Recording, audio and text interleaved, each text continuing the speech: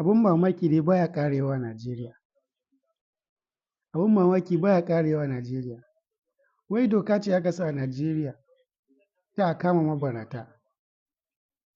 An ji cewa kowace ƙasa a samu mabarata a ƙasar ba abu ne mai kyau ba.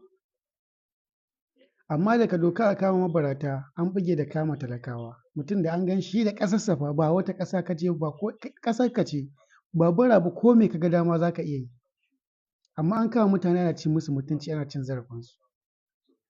Idan ba kwa ko kuka jefa ƙasar nan a cikin bala'in nan, idan ba kwa so mutanen nan su yi bara, ku yi wa mutane abin da suka dace. Ku yi wa mutane abin da ya dace in ba kwa so mutane su yi bara.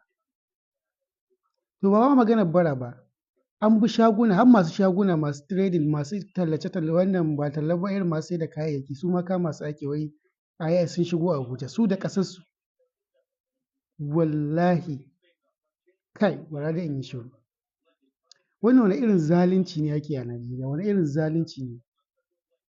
Idan mutane kun sa su cikin talauci suna ƙangin wahala ba su da mazauni ba su da mi, 'yan ƙasa ne ai.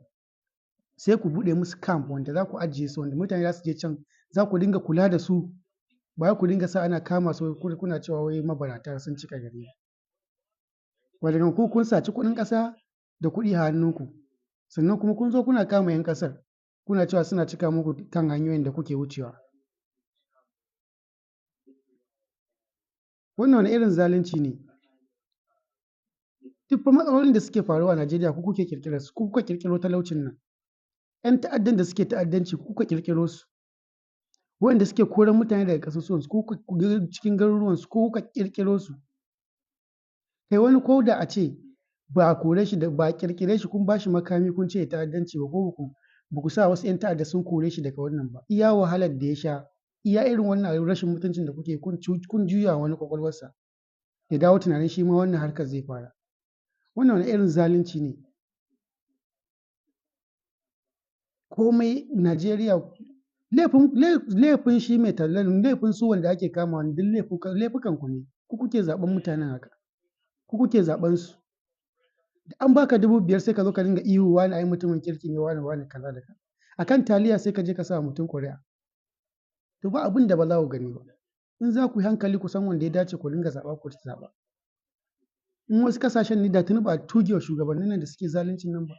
Amma da yake an tabbatar da su kansu shugabannin sun tabbatar da cewa waɗanda suke mulka su ma kan tumakai ne da su. Shi yasa suke yin abin da suka ga dama. Ya kamata ku canja ku san cewa su wa suke mulkar ku. Ya kamata ku canja ba ku dinga ɗebo 'yan ƙwaya da dilolin ƙwayoyi da 'yan iska 'yan daban gari kuna sa su a matsayin shugabanninku. Tunda ku abin da kuka fi so kenan. Mutum ya iya zage-zage ko mutum ya iya ihu ko mutum ya iya sata. Shi za ku zaɓa ku zo kuna ihu ku zaɓe shi a matsayin shugaba.